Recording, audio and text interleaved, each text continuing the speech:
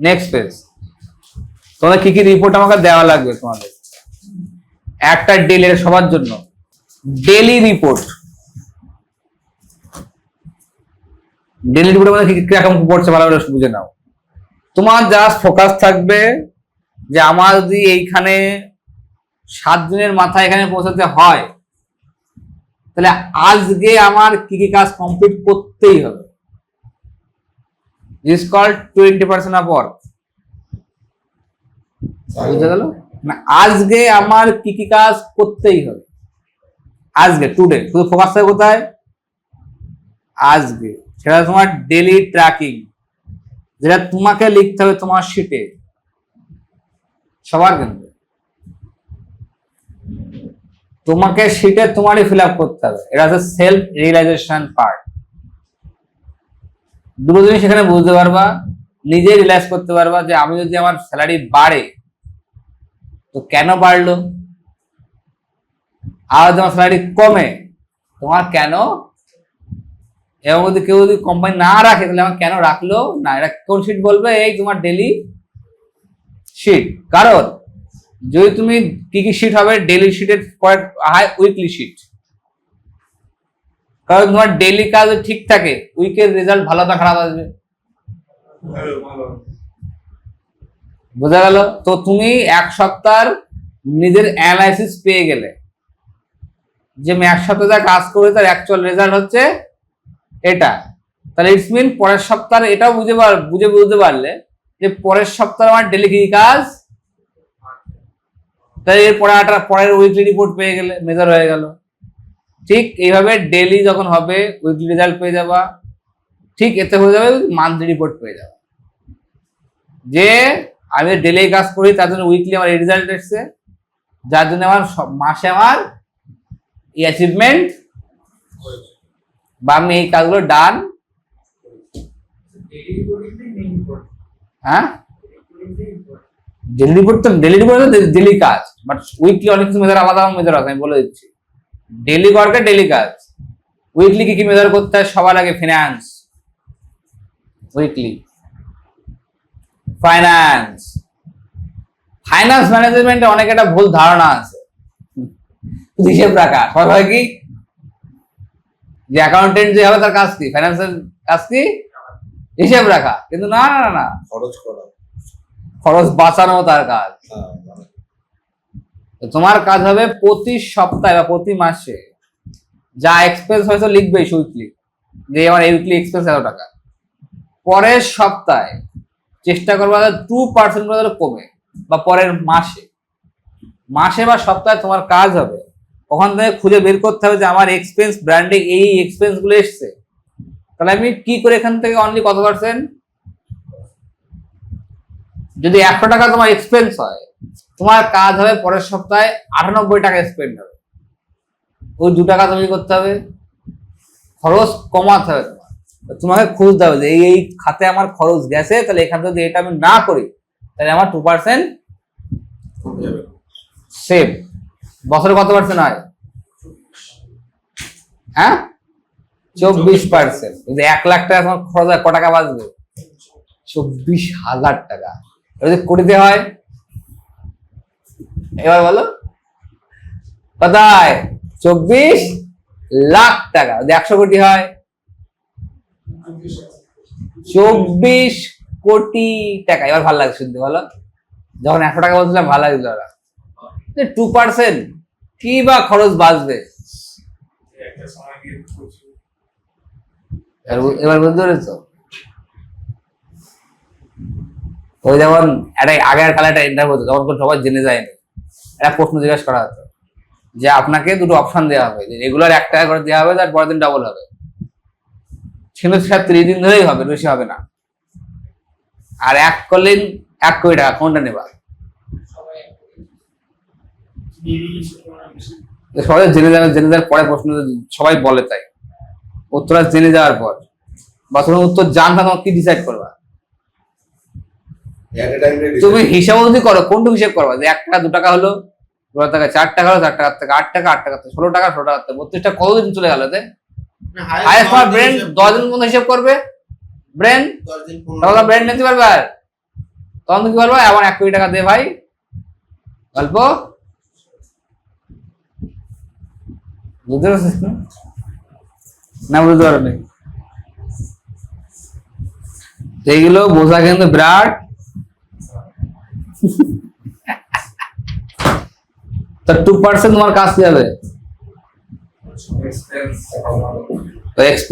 উইকলিতে তুমি ডেইলি তুমি দেখবা যে আমার ফাইন্যান্সে কি কোন কোন খাতে আমার খরচ হয়েছে, ওটা কি করবা, ডেইলি যা খরচ করবা লিখে রাখবা।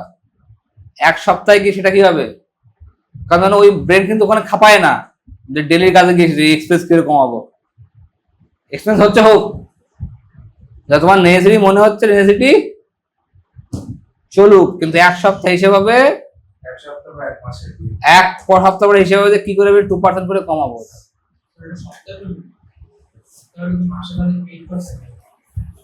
সপ্তাহে দেখবা, মাসে কমাবা, তাহলে তুমি অনেক বেশি সেভ করতাম। কিছু কিছু খরচ তোমার হবেই, ও তুমি আটকাতে পারবা না। তোমার খরচ দেখে মনে হবে, যেমন আমি তোরা জানিস কিনা জানি না, হেড অফিসে কটা খরচ হয় প্রতি মাসে? হেড অফিসে 3,70,000 টাকা। এখন বুঝতে পারছিস কোনদিন কবে সেটা? কদিন পরে? যতদিন তুই সিস্টেমে ঢুকেছিস তখন বুঝতে পারিস 1,000 টাকা কস্ট আসে। যা সিস্টেমের বাইরের লোক, ধরো এরা, তোর মনে হয় 3,70,000 টাকা খরচ হয় এখানে? তোর মনে হয় 3,70,000 টাকা খরচ হয় এখানে? No one nose.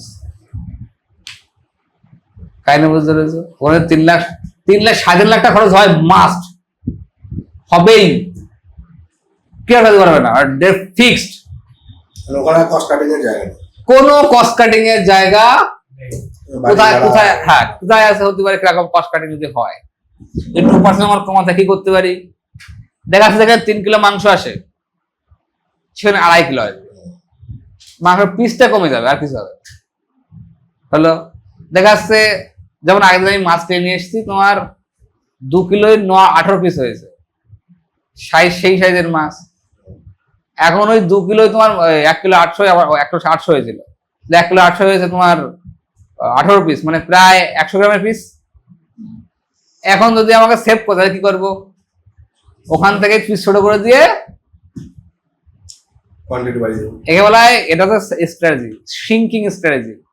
মানে দেখা যাচ্ছে আগে বিড়ির প্যাকেটে 10 টাকার বিড়ির প্যাকেটে অনেকগুলো বিড়ি পাওয়া যেত, ঠিক আছে, দাম 10 টাকায় আছে, বিড়ি কমে গেছে, ঠিক আছে। পার্লারিতে আগে 5 টাকায় যে বিস্কুট পাওয়া যেত এখন পাওয়া যাবে না, এগুলো শ্রিঙ্কিং স্ট্র্যাটেজি বলে, শ্রিঙ্কিং। কিন্তু রেট একই থাকবে, কিন্তু মাল হয়ে যাবে শ্রিঙ্ক হয়ে যায়, শ্রিঙ্কিং বলা হয়। এগুলো শেখার জিনিস, বুঝে গেল গল্পটা? কারণ এখন যদি দাম বাড়ে যায় কেউ আর, এখন 10 টাকার বিড়ির প্যাকেট যখন 15 টাকা করে যায়, খাওয়া বন্ধ করতে হবে। কিন্তু সে কিন্তু এই হিসাব করছে না যে আমার 10 টাকা বিড়ি প্যাকেট নিয়েছে, বিড়ি কমিয়ে দিয়েছে। যারা রেগুলার অ্যালকোহল দেয়, দাম তো বাড়ছে, তাদের খাওয়া তো কমছে না, যেটা কোটা পারতেছে সেটা খাচ্ছে। Instant gratification. বিড়ি কারা খায়? কারা খায়? কোন category? Below category. Below category Bangla খায়, বাংলার দাম বেড়ে যাবে, ওদের একদম গল্প শেষ হয়ে যাবে। তোমাকে বুঝতে হবে তো সিস্টেম। বাবার টাকায় গিয়ে 2,000 টাকার মাল কিনে খাচ্ছে, নিজে খাক, বলে আপনি আয়, তাই তো হয়। যেমন তুমি হিসেব করো, আমি একটা এক্সাম্পল দিচ্ছি, বেস্ট এক্সাম্পল। আমার বয়স 29 বছর, বিশেষ কোম্পানি হয়েছে 4 বছর। 4 বছর, তার মধ্যে লাস্ট 2 বছরে আমি খাসি খাইছি, আমার 29 বছর বয়সে খাইনি। লাস্ট 2 বছরে আমি খাসি খেয়েছি, তা আমার 29 বছর বয়স, তো আগের 17 বছর আমি খাইনি। সিম্পল। খাসির দাম তো 1800 টাকা থাকে, হায়েস্ট বছরে 1 বার 2 বার। এখন কত হয়? ইচ্ছা হলেই, বুঝালে গল্পটা, কিছু করার নেই।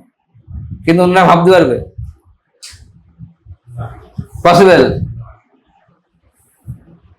মানে এখন যদি নিজে রোজগার করছেন, শুধু নিজের রোজগার না, আমরা একটুখানি মাথাও চাই না, ওই টাকা খরচ করবেন না, আমাদের অনেক খাওয়া দাওয়া খরচ করি।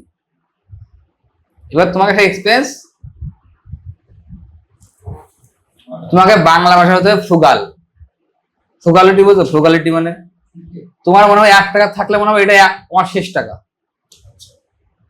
ওই 1 টাকা খরচ করার আগে বুঝতে হবে যে ROI কত আসবে।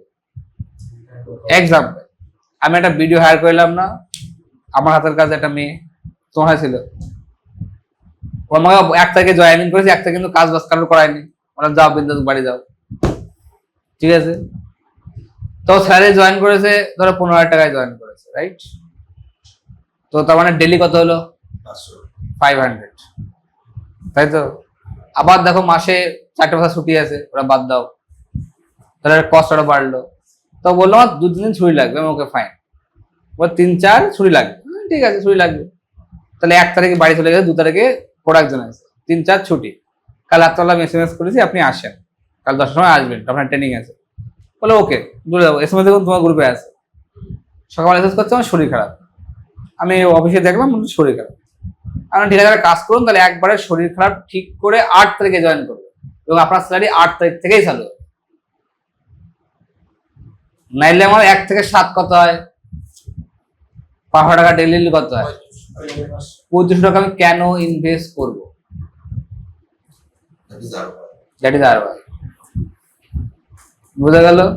ও যদি বলতো আমি আসছি, কোনো সমস্যা নেই, আজকে আসতো, কারণ ও ছুটি দিয়েছে, ছুটি আপলোড করেছে, আমি চাইতাম তাহলে আমি একবারেই বলতাম 5 তারিখে জয়েনিং করো, 3 সার্টিফিকেট নিলে।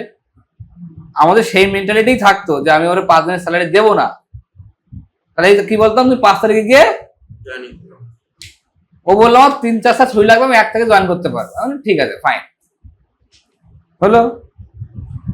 এখন যখনই বলে শরীর আসতেই পারে, কিন্তু ওটাকে আমাকে ইনিশিয়ালি এখন, কারণ কি ও যদি আমার পুরনো এমপ্লয়ি হতো, পুরনো কেউ যদি হতো, সে জানে সে অথরিটি আর রেসপন্সিবল লোক, তাহলে আমরা কনসিডার করতাম 100%, কারণ শরীর খারাপ হয়েছে, প্রতিবার শরীর খারাপ, তখন কিন্তু এই হিসাবটা আসবে না, তখন কিন্তু এই হিসাবটা করতে দেবো না তোমরা আবার। বোঝা গেল? যেহেতু আমি ওর পারফরমেন্স দেখিনি, ওর রিলেশনশিপ আমাদের বিল্ডই হয়নি, ও জানি না অ্যাকচুয়ালি হিউম্যান বিং হিসেবে কেমন, সেক্ষেত্রে আমি কেন ফ্রুগাল হব না? যদি তোমাদের মধ্যে কেউ হয়, দেখা যাচ্ছে তুমি 10 দিন কাজ করার পর 5 দিন শরীর খারাপ হলো, তখন তো এই প্রশ্ন আসবে না। বুঝা গেল?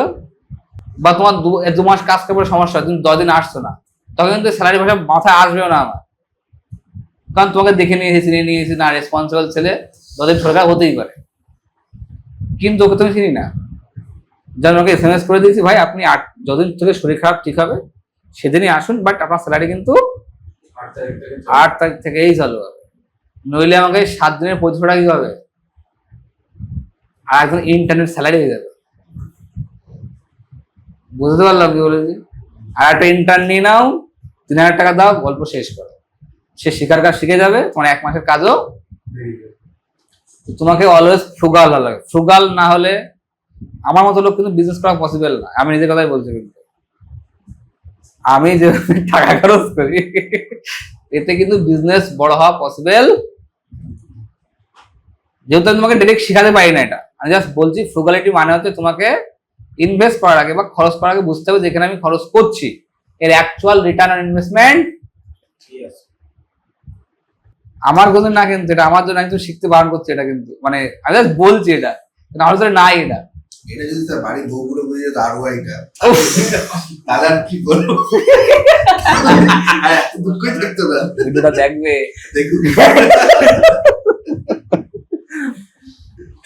আর এই ভিডিও যদি আমার বউ দেখে, আমার বউ গালাগাল দেবে, লোকের জ্ঞান দেওয়া আছে, নিজে কি করো, ওই জন্যই জ্ঞান দিয়ে চাইছি না, এটা কারণ এটা আমার ভিতরে নাই, আমি জানি। বোঝা গেল গল্পটা? কারণ কি না রেখে যেমন এখন বিরিয়ানি আনা হয়েছে, ইন্টারভিউ দিতে এসে কেউ কোনকে খাওয়াবে, তোমার দেখেছো? আগেরবার এখানে ইন্টারভিউ দিয়ে এসে কয়জন এসেছে, বিরিয়ানি খাওয়া হয়েছে, তো ওরা অবাক হয়ে হা করে তাকিয়ে আছে, বলছে ইন্টারভিউ দিতে এসে কেউ খাওয়ায়, সকালে টিফিনও দিয়েছি, বিরিয়ানিও খাইছি, তা পসিবল? কোন কোম্পানি দেবে? সেটা আরো এর গল্প এক হয়ে গেছে। কিন্তু সামটাইমস এটা হচ্ছে তোমার ক্যারেক্টার, বোঝা গেল? এটা কোম্পানির ক্যারেক্টার, Right. বোঝা গেল? কারণ আমাদের কোম্পানি ওইভাবেই বিল্ড করা, বোঝা গেল গল্পটা? তো তোমাদের কিন্তু ফ্রুগাল হওয়া লাগবে, মানে 1 টাকা খরচ করার আগেও ভাবতে হবে, কারণ তোমাকে ফাইন্যান্স তোমাকেই মেজার করতে হবে। কারণ আমি ওই টপিকটা ভালো বুঝি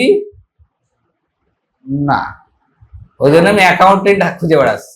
আপনি করছেন, আমরা করলে হবে না, তোমরা করে তো বিপদ, তুমি ব্র্যান্ড টিকাতে পারবে না তো, কারণ আমার কাছে ফ্লোটা রেডি হয়ে গেছে, হুম। আমার কাছে সেই ফ্লোটা রেডি আছে, আমার টাকা লাগলে আমি জানি কি করতে হবে। তোমার কাছে আছে তো? আছে। যখন তোমার কাছে আসবে তুমিও করো, কে বারণ করেছে?